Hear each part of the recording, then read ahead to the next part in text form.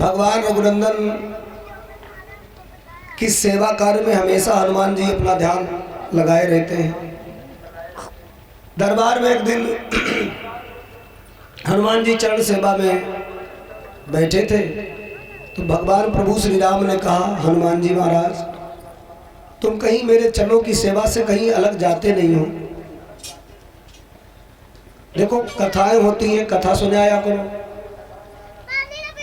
तो हनुमान जी महाराज ने कहा, प्रभु क्या कथा सुनने जाना, जब हम आपके हमेशा साथ ही में तो कथा अलग से क्या सुनने की जरूरत। भगवान श्री राम ने कहा कि देखो हमारे आप साथ रहते हो अच्छी बात है, परंतु कथा का प्रभाव बहुत अधिक है और कथा सुननी ही चाहिए। कथा सुनने से कल्याण होता है और प्रभु की कथाओं का स्वाद मिलता है।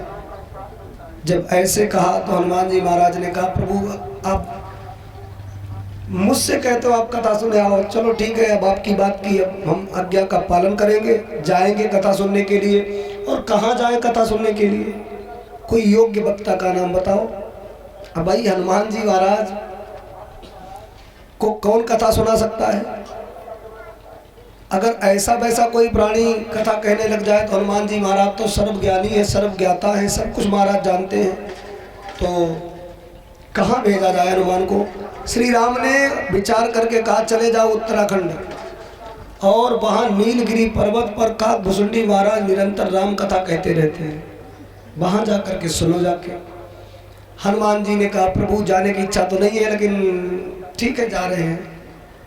हनुमान जी गए और जाकर के पहुँचे तो काकभुसुंडी महाराज कौवा का भेष धारण किए हुए कथा सुना रहे हैं। देखो कौवा का रूप है, अब कथा सुना रहे हैं। कौवा पक्षियों में चांडाल पक्षी माना जाता है। जब भंडारा हो जाने के बाद में जूठन प्रसाद पड़ती है तो कौवा ही महाराज पत्तलों को सफा कर देता है। तो कागा देखने में भी काला कलूटा, न कर्म का अच्छा ना तो उसको भोजन ही अच्छा। लेकिन वही कागा जब राम कथा सुनाता है तो बड़े बड़े ऋषि मुनि ज्ञानी ध्यानी नीचे बैठ करके कथा सुनते हैं, अपना भेष बदल लेते। यहाँ तक कि लिखा तो है कि शंकर भगवान भी रह नहीं पाते, हंस बन करके जाते हैं और नीचे बैठ करके कथा सुनते हैं। तो ये कथा क्या संदेश देती है। आप किसी जाति को, किसी बिरादरी के हो, कैसे भी रूप रंग के हो, लेकिन जब तुम भगवान की चर्चा करोगे तो बड़े बड़े ज्ञानी, बड़े बड़े भक्त, बड़े बड़े महाराज मनीषी लोग नीचे बैठ करके कथा सुनेंगे। और कौवा की बोली वैसे सबसे ज्यादा कर्कश मानी जाती है। कागा का को धन हरे और कोयल का को दे, और मीठी वाणी बोल के जग अपनो कर ले। कौवा किसी का धन हरण नहीं करता और कोयल काऊ को सोनो चांदी का सिक्का ना दे जाता, लेकिन कोयल की बात और कोयल की बोली लोगों को बहुत पसंद है और कागा को महाराज सुनना नहीं चाहते।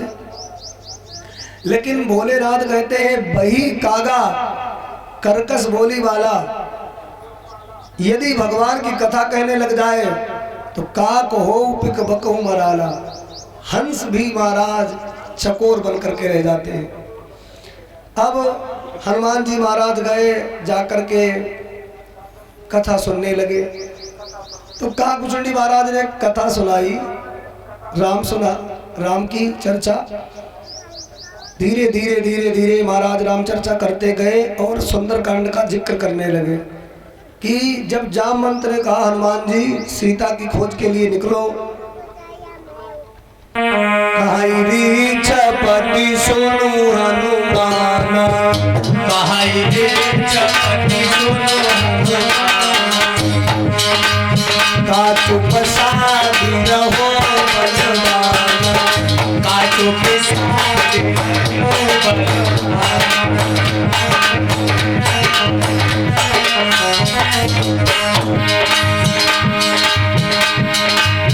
पवन तनय पल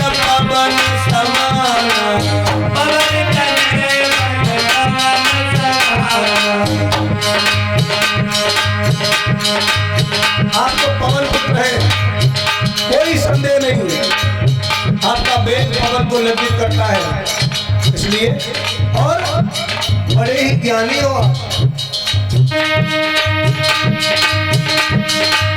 राम काज लगी तब अवतारा, राम काज लगी तब अवतारा, सुनतई भयउ परम तारा, सुनतई भयउ परम तारा।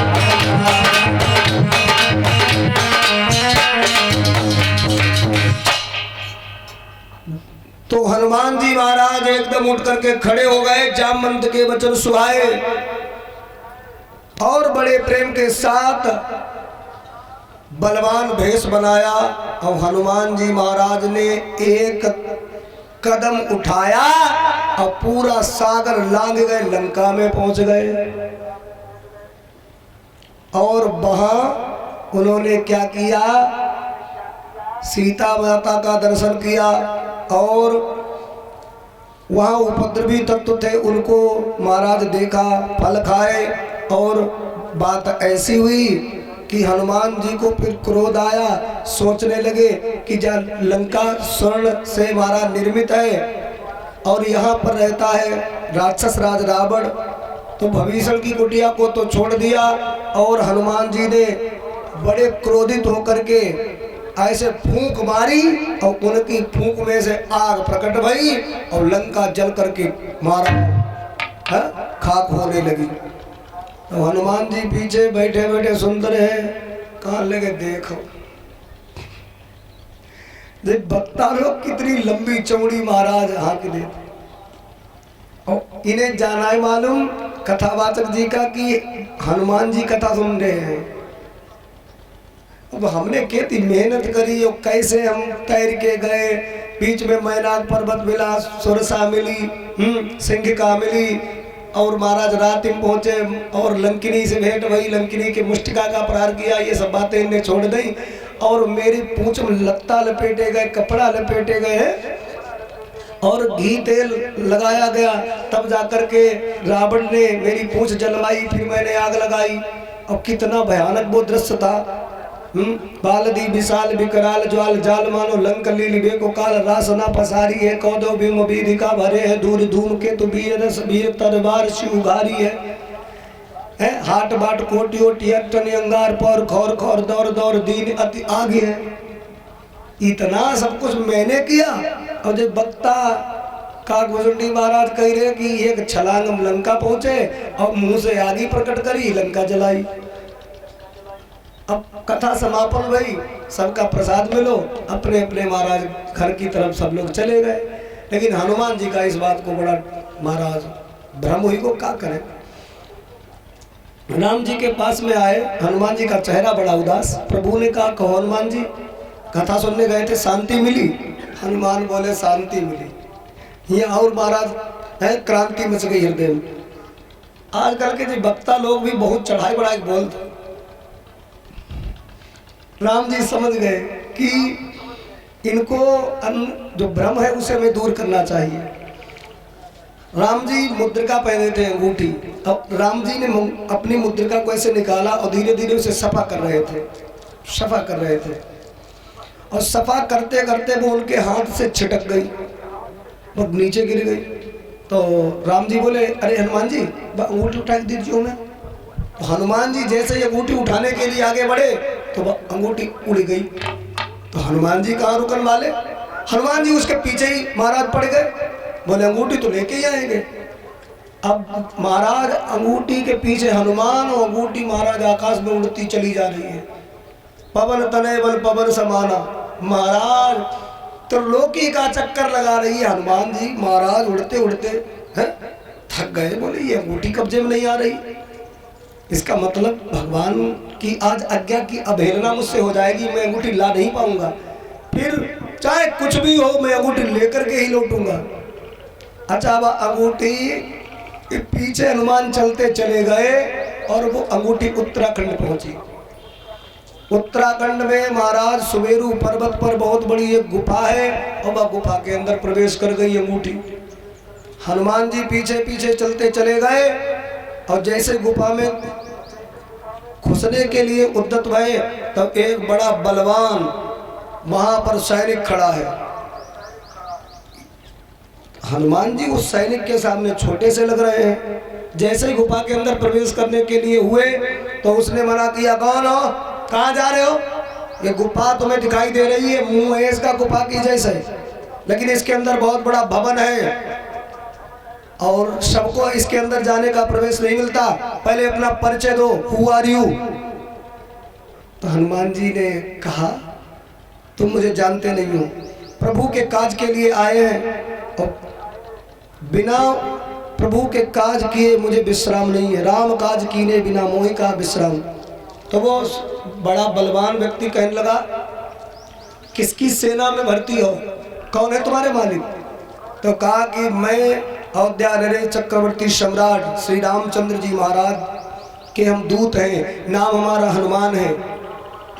तब वो बड़ा बलवान जो व्यक्ति खड़ा था, पहरा दे रहा था, गदा उसके भी हाथ में था, वो हंसने लगा। हनुमान, हनुमान, अपने आप को हनुमान कह रहे हो, लज्जा ना आ रही है? ऐसे ही हनुमान हो इतने सने। हनुमान ने कहा, तुम क्या मुझे झूठा समझ रहे हो? हम हनुमान ही हैं। तो कहा कि तुम हनुमान हो नहीं सकते, हनुमान जी महाराज तो अंदर बैठे हैं गुफा के अंदर। अच्छा, गुफा के अंदर हनुमान बैठे?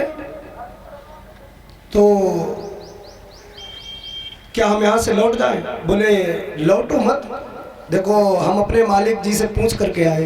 तो वो बलवान व्यक्ति अंदर को गया, अंदर गया जहाँ महाराज बहुत बड़े रत्न जटित सिंहासन पर एक दिव्य बानर का भेष और बड़ा महाराज सुंदर बलवान स्वरूप बैठे हैं हनुमान जी महाराज। तो कहा, अरे मालिक, कोई द्वारे पर खड़ा है और वो ये कह रहा हो कि हम हनुमान हैं और अंगूठी लेने की तलाश में आया है, क्या अंदर आने दें? अपना नाम हनुमान बता रहे हो। तो अंदर बैठे हुए वीर बजरंगी हनुमान जी महाराज ने कहा, तुमने उनका अपमान तो नहीं किया?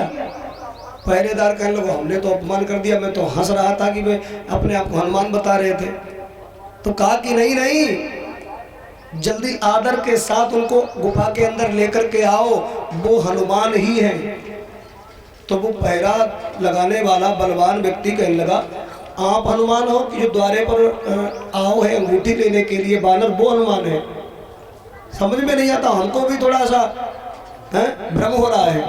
तो जो ऊपर बैठे सिंहासन के ऊपर हनुमान 27 दाना की माला है उनके हाथ में और जप रहे हैं, कहने लगे, देखो राम का अवतार एक बार नहीं हुआ है, कल्प कल्प में भगवान का अवतार होता है। तो इस समय जो त्रेता युग है उसके हनुमान वे ही है। आदर से निवाला हो, राम का अवतार एक बार नहीं हुआ। अरे कल्प कल्प प्रति प्रभु अवतरहि,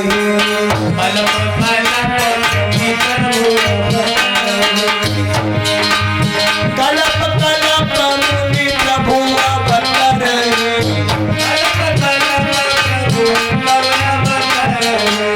चारु चरित नाना विधि करहि।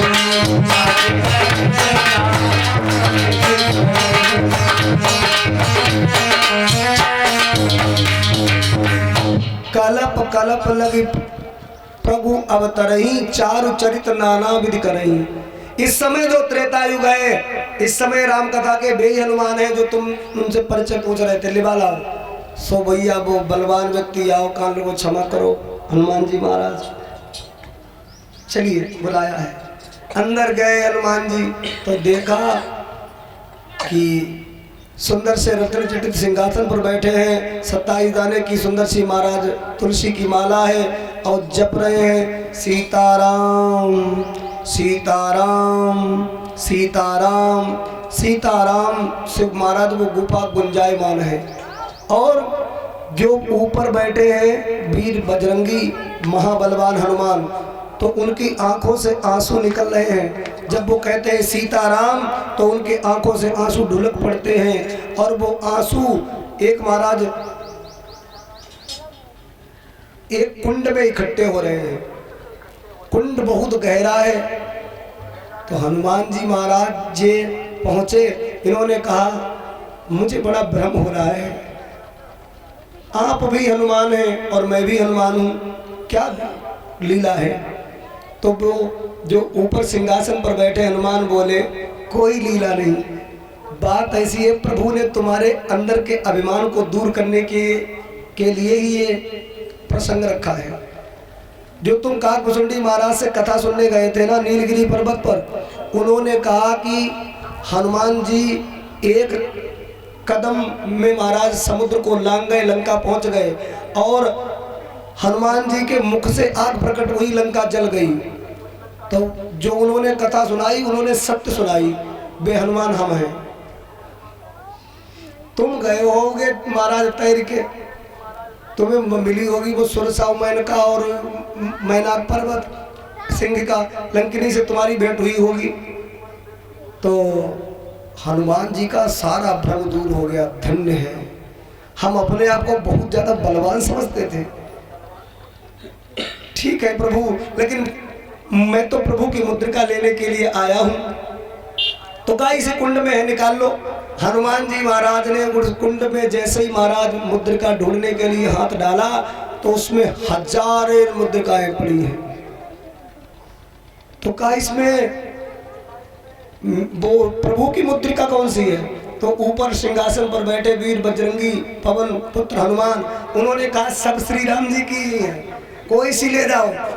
और जब जब प्रभु ने त्रेता में अवतार लिया तब तब हनुमान जी को कथा सुनने के लिए नीलगिरी पर्वत पर काकभुसुंडी से कथा सुनने के लिए भेजा। अब कथा सुनकर के आए हनुमान, तब तब उन्हें महाराज अभिमान हुआ।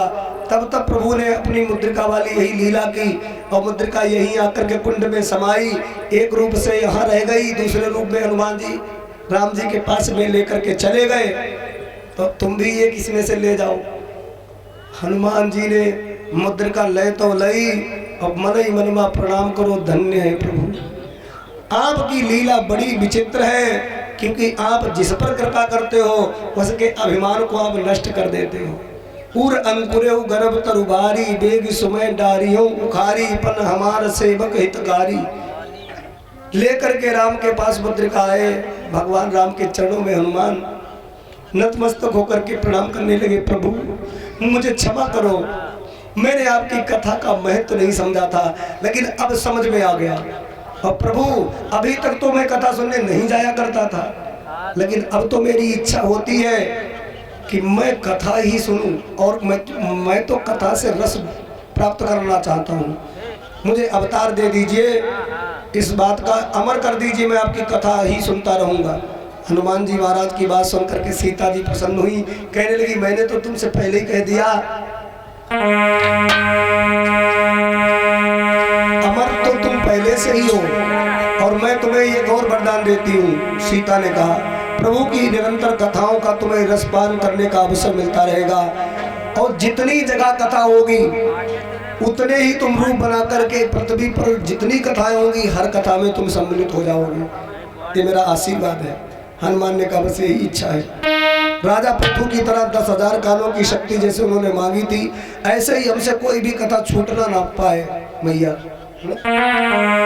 अजर अमर गुण निधि सुत हो, अजर अमर गुण निधि सुत हो, अजर अमर गुण निधि सुत हो, अजर अमर गुण निधि सुत हो, रही सदा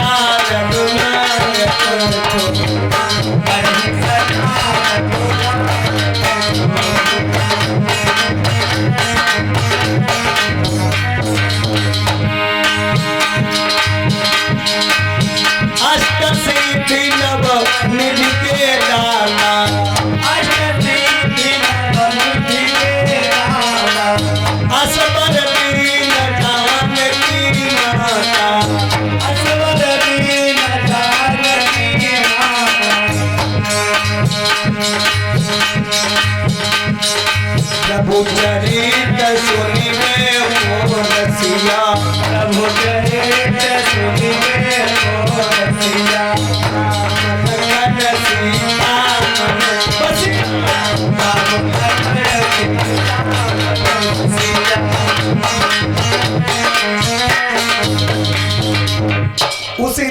हनुमान जी राम कथा के रसिक रसिया बन गए हैं?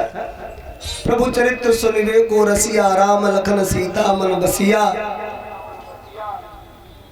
और एक बात बताएं, माताएं बहनें कभी कभी पूछती हैं कि हनुमान जी की मुझे पूजा करनी चाहिए कि नहीं। एक जगह हम गए तो एक माता जी हमसे पूछने लगी, महाराज जी हम तो देवियां हैं, स्त्रियां हैं, क्या स्त्रियां हनुमान जी की पूजा कर सकती हैं? माताएं बहनें पूजा हनुमान जी की कर सकती हैं कि नहीं? तो हमने कहा हमसे क्या पूछ रही हो, हनुमान चालीसा से ही पूछ लो। बोली हनुमान चालीसा में क्या लिखा है? तो हमने कहा हनुमान चालीसा स्पष्ट कहता है, किसी प्रकार का कोई विरोध तो किया नहीं हनुमान चालीसा में। लिखा है गोस्वामी बाबा तुलसीदास ने, अरे जो यहाँ पढ़े हनुमान चालीसा, जो यहाँ पढ़े हनुमान चालीसा, कोई सिद्ध साखी गौरी, कोई सिद्ध साखी गौरी।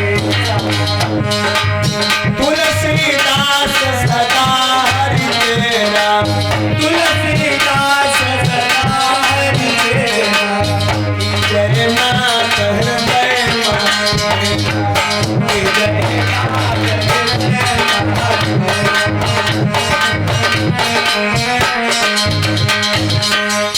अच्छा, जो को मतलब पुरुष, जो को मतलब पंडित जी, जो को मतलब ठाकुर साहब हो तो ही है या गुप्ता जी। अरे भैया जो में सब आ जा, स्त्री हो चाहे पुरुष हो, निर्धन हो चाहे बड़ा आदमी हो, और चाहे पंडित जी हो चाहे रैदास जी महाराज हो, सबको अधिकार है भगवान की पवित्र पावन कथा सुनने का, कहने का और समझने का। जो या पढ़े हनुमान चालीसा, जो भी पढ़ेगा उसका कल्याण होगा। स्त्री पुरुष बच्चे बड़े बूढ़े जो भी पढ़ेगा उसका कल्याण। तब वे माता जी बोली हमसे, स्वामी जी बात जाहे कि हनुमान जी तो बाल ब्रह्मचारी हैं, उनके सामने स्त्री जाए तो कोई दोष तो ना है। तो हमने कोई दोष नहीं है। यदि तुम हनुमान जी की पूजा प्रार्थना पाठ करना चाहती हो, इच्छा है तुम्हारी, तो हनुमान जी तो इतने महाराज दयालु हैं कि उन्हें तुम लल्ला बनाए ले।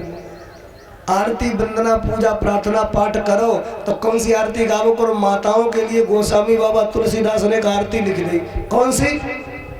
आरती की जय हनुमान लला की, आरती की जय हनुमान लला की।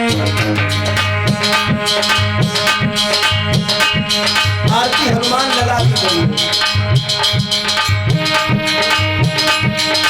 दुष्ट दलन रघुनाथ तलाही, दुष्ट दलन रघुनाथ